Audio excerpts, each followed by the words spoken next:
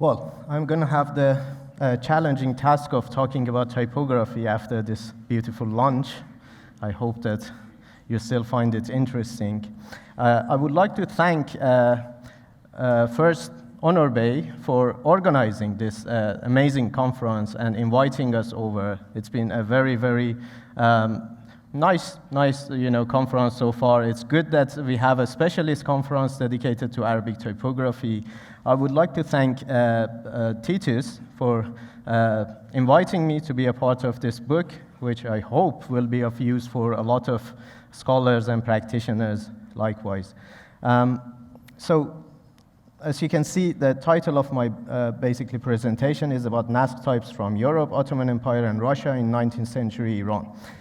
I would like to dedicate this talk to the memory of our dear colleague, Catherine Schwartz, who tragically died on May of this year. During her rather short academic life, Catherine's writing on history of book and printing inspired many of us, and I'm sure her legacy will live on. My presentation explores the second phase of Arabic script printing with movable type in Iran. Sorry, I forgot to follow up. So this is Catherine. Yeah. My presentation explores the second phase of Arabic script printing with movable type in Iran, which relied on various fonts of type of different regions which were imported to Iran from the 1870s.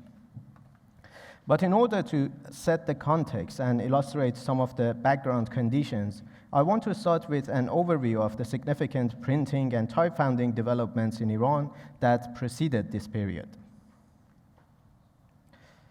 My contribution to Arabic typography, history, and practice is the first in-depth study of the history of Arabic script printing publications in Iran, with a particular focus on the Persian Naskh types employed for their composition. The study of these early types shows that Iranian type founders were able to produce successful fonts of type, both from the point of view of refinement, elegance, and accurate representation of the written form of the Persian flavor of the Naskh style.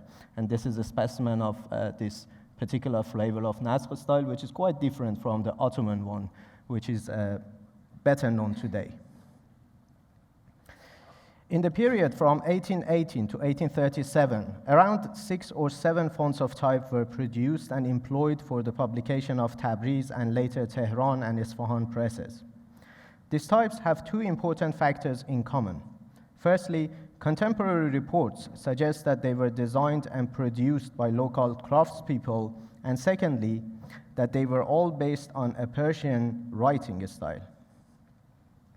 Notably, from the 4 Naskh types that I have so far identified in publications of Tabriz presses, 3 types were only used for printing a single book.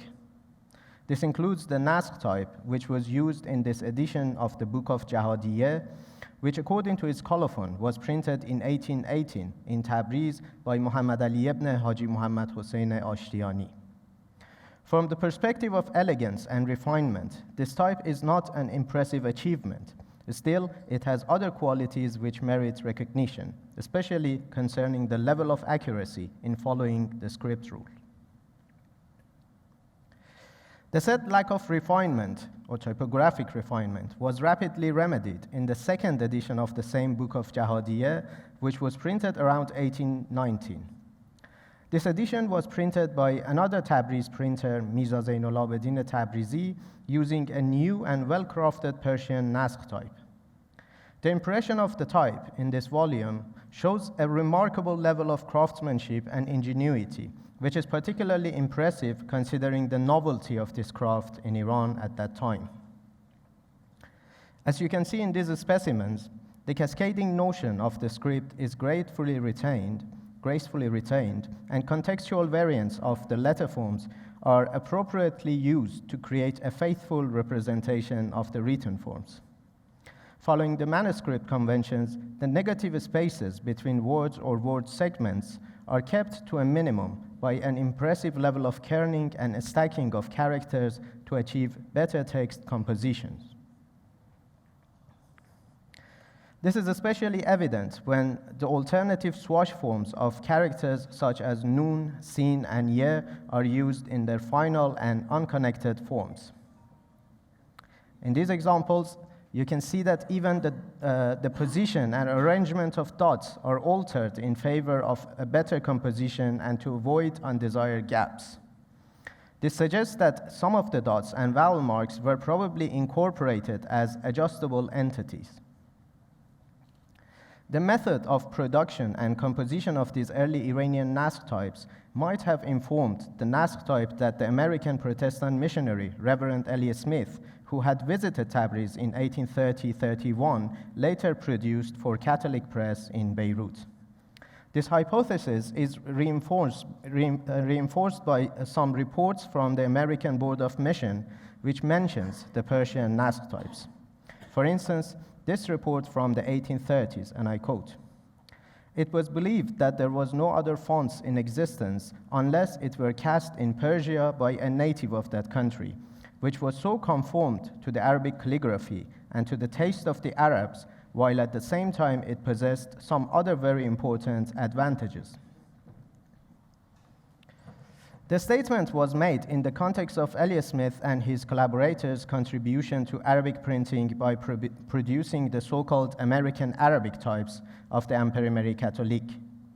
Interestingly, the swash forms were also included in these Naskh types, but unlike the Tabriz model, they were not kerned, but mainly used to achieve better text justification.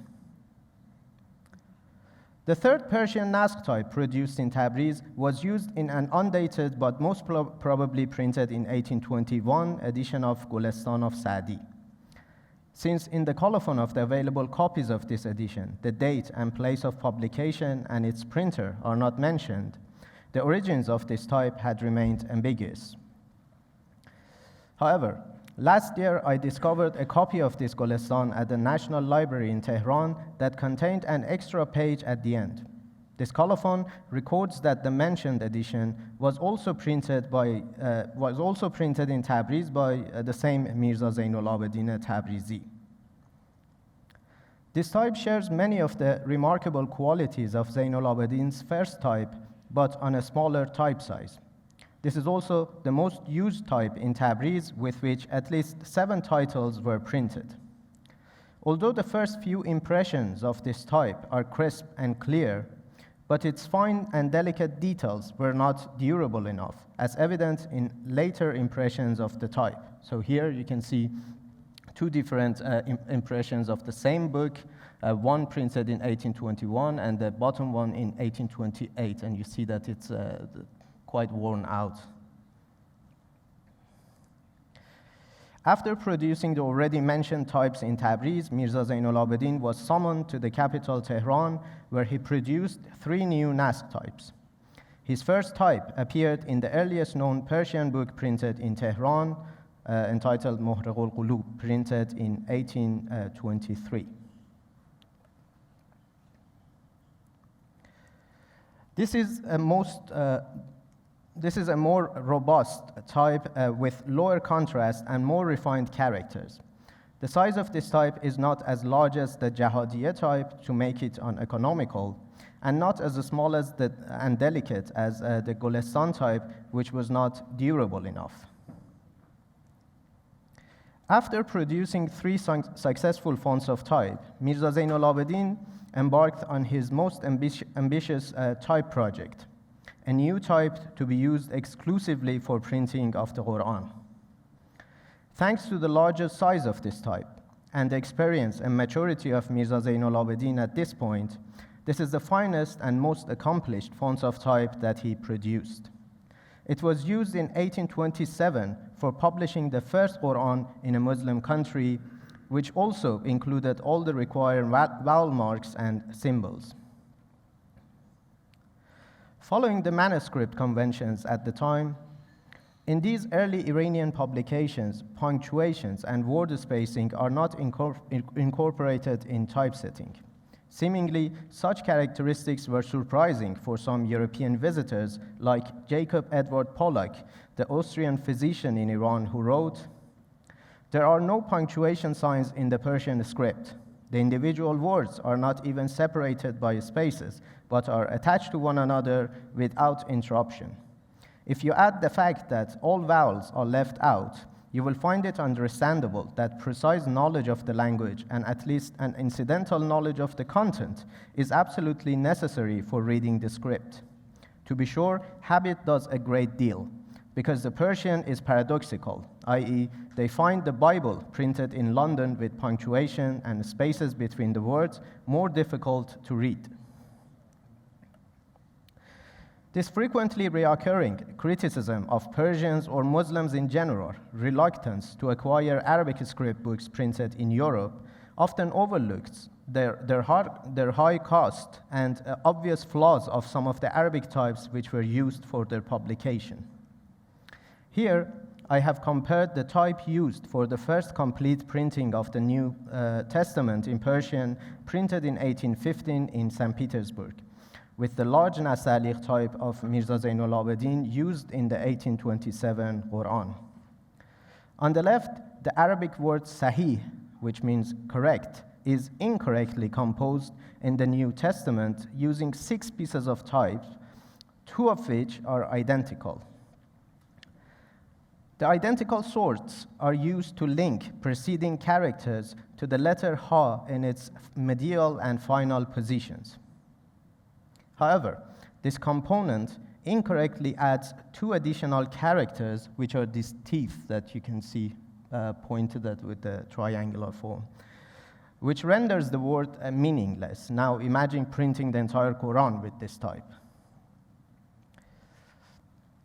In Zainul Abidin's system, on the other hand, the word is correctly composed using only 4 sorts, meaning not only his approach was more economical and reduced the number of required type sorts, but also produced more compact word composition, which would significantly increase the number of characters on each line of text. Around 67 titles were printed with Zainul Abidin's Naskh types in Tabriz, Tehran, and Isfahan from 1819 to 1859, when the last known Tehran publication with movable type could be attested. For around 15 years, from 1859 to 1874, lithographic printing, which was practiced in Iran from the early 1830s, was exclusively used to print books and newspapers. It was during the Nasir ad-Din Shah's long reign from 1848 to 96 that sustained print culture was established and employed to serve the public. Printing also played an instrumental role in aiding the reform projects of Iran's chief minister, Amir Kabir, during his short service from 1848 to 51. Beginning from 1851, the first regular newspaper in Iran, Waqā'i Ittifāqiyya, and early publications of the newly established Polytechnic College in Tehran, Darul Funun, were produced lithographically. Even after the reintroduction of printing with movable type, lithography remained the main method of printing until the proliferation of the press in Iran under circumstances that led to the constitutional revolution of 1905-11. Although lithography that still used blocks of stones, I don't talk about the modern method of lithographic printing, offered many advantages over movable type in the 19th century, it was not a sustainable printing techniques for a speedy and larger-scale production of popular journals and newspapers in the 20th century. However, the gradual shift from lithography to typography as the main means of printing various genres of text in Iran was no good news for the visual identity of the Persian language. From the publication of Nasir ad-Din Shah's travelogue to Europe in 1874 until the 1960s, all Arabic script types used by Iranian presses were imported from Istanbul, Russia, and Europe. Reportedly, while in Istanbul and on his return to Iran, Nasir ad-Din Shah ordered the purchase of a typographic press with Arabic and Latin types with which the diary of his first travel to Europe, entitled Ruznameh Safar Farangistan, was published in 1874. The Shah's travelogue was printed at the government press Darutaba'e Dawlati and typeset by an Armenian typesetter from Istanbul, Arshak Islambuli, or Arshak of Istanbul, who was employed to operate the press in Tehran. The type used for printing this book, with some alterations, is the Naskh type of the Armenian Ottoman punch cutter Bogos Arabian, which was first used in Istanbul in 1797.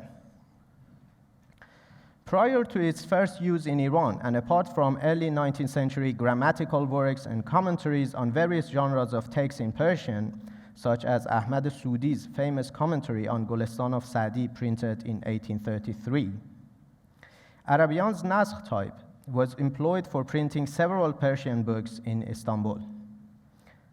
As far as I have investigated, the earliest Istanbul publication printed entirely in the Persian language is an edition of Pandname of Attar, printed by Shehizadeh Esed Effendi at Tabkhane Amere in 1835. This was followed by an edition of Golestan of Sa'di, printed in 1839 in Darutaba'e Ma'mure, and an edition of Divan of Hafiz, printed between 1839 and 40 at Matba'e Bab Saraskari.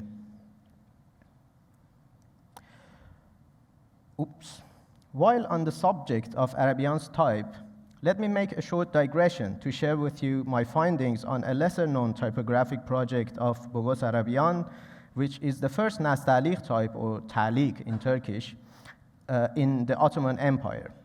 According to the Ottoman historians Abu Ziya Mehmed Tawfiq and Nasib Asim, this type was produced based on the calligraphic style of the celebrated Ottoman calligrapher and one of the founders of the Ottoman flavor of the Nastalikh style, Yesari Mehmed Esed Effendi. However, since Yesari had died in 1798 and Arabian's Nastalikh type was produced around 1870, the nature of this attribution is not clear. It is uncertain whether Yesari had a direct role by providing Arabian with the calligraphic models much earlier, or Arabian's Nastalikh type was a typographic interpretation based on Yesari's available calligraphic specimens. Another possibility is that Yesari's name was recorded with reference to his son, Yesari Zadeh Mustafa Izzat Effendi, who was also an accomplished calligrapher and known for his Nastalikh hand. The earliest, and according to extant sources, the only use of Arabian's Nastalikh type was for printing an Ottoman Turkish publication entitled Meratul Alem, printed at Matba'e Amere in 1824. This book is the earliest known publication that was printed with a Nastalikh type produced in an Islamic country. I'm pleased to report that my research has brought to light another publication that was printed around 2 years later with Arabian's Nastalikh type. A Persian-Armenian dictionary by George Dipri Palatetsi, printed in 1826 at Arabian's Armenian printing establishment in Istanbul. There are a number of pioneering aspects to Palatetsi's dictionary that demand particular attention. It is the first printed Persian-Armenian dictionary, the only known publication from Arabian's Armenian press containing Arabic script, and perhaps the first publication and the first authorized use of Arabic type by a non-Muslim press in Istanbul. Now, let's return to the discussion of Arabian's Naskh type in Persian publications from Istanbul. Throughout the 19th century, there was a well-established Iranian community in Istanbul which attracted many intellectuals who feared persecution in Iran. A well-known member of this community was the Iranian poet, grammarian, and translator Mirza Habib Esfahani. In 1872, Mirza Habib published his celebrated Persian grammar, Dastur Sukhan, in Istanbul, which according to Tahsin Yazisi is regarded as the first systematic grammar of the Persian language. This work and Mirza Habib's renowned Persian rendering of Molière's Le Misanthrope, or Gozarish Mardom Goriz in Persian, were printed in Istanbul with Arabian's Naskh type.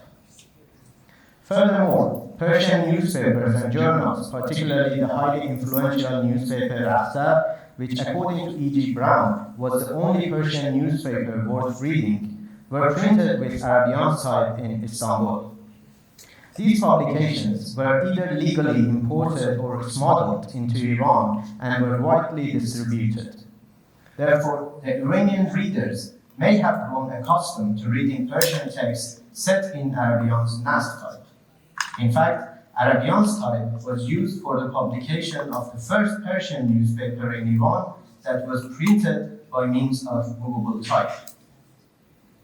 From its number 217, dated 1874, the Iran newspaper, which was originally produced lithographically from 1871, was printed with Arabian's type.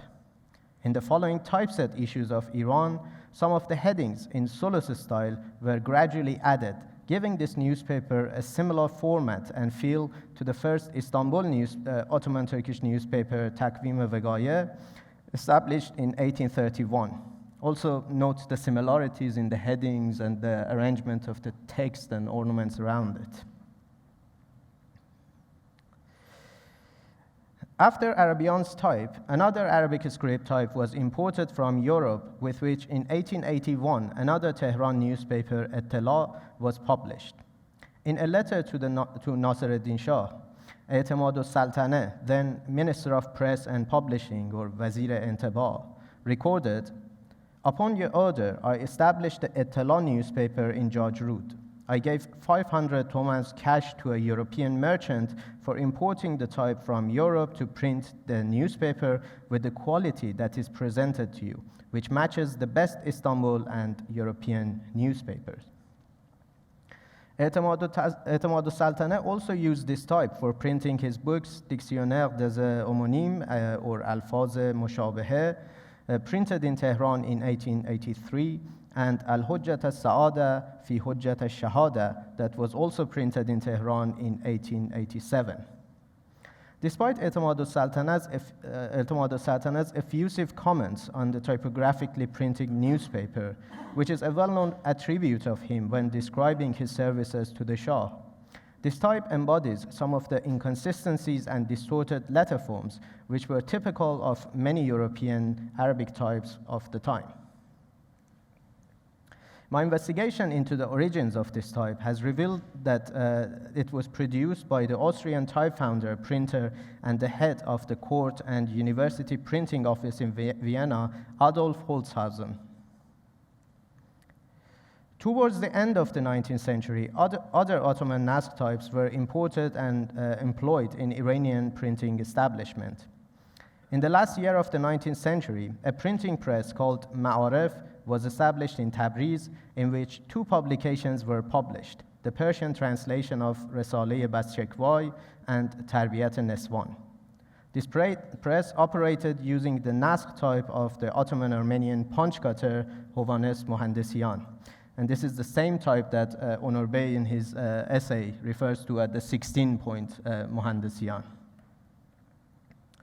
This type was also used for the publication of the imperial press in Tehran from 1901, which began with the publication of the travel account of Muzaffar-ed-Din Shah's first tour of Europe. Again, the same 16-point Mohandesian typeface. Also in 1900, the government press, Darut-Taba'ai Dawlati in Tehran, published the Persian translation of Emmanuel Komdolas Kase, his book about Napoleon, entitled Le Mémorial de Sainte-Hélène, or Tarikh Sainte-Hélène in Persian. This publication was printed with a type that was produced in Russia.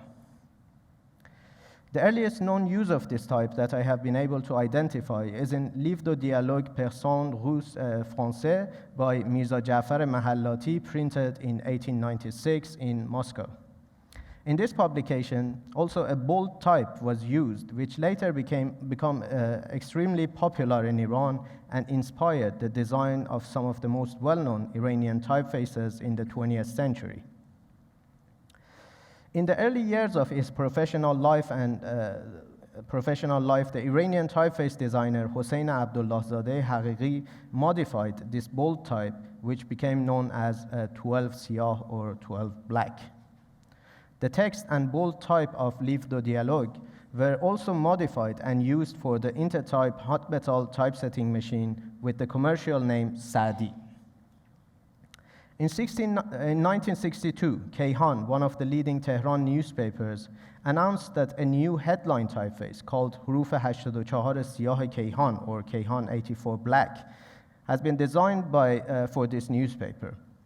The design and production of this type had begun 1 year earlier and in collaboration with the Elham Type Foundry in Tehran. On 23rd of January 1962, Kayhan's main headline was for the first time set in Kayhan 84. Seemingly inspired by the mentioned Russian type, Haghighi had designed this typeface when he was only 25 years old. In fact, most of the typefaces which Haghighi later designed were inspired by the same bold Russian type of livre de dialogue. The heavy headline typeface that is known in Iran as titr was also designed by Haghighi. He wrote, "The newspaper designers were adding weight to Kayhan 84 to achieve a heavier headline.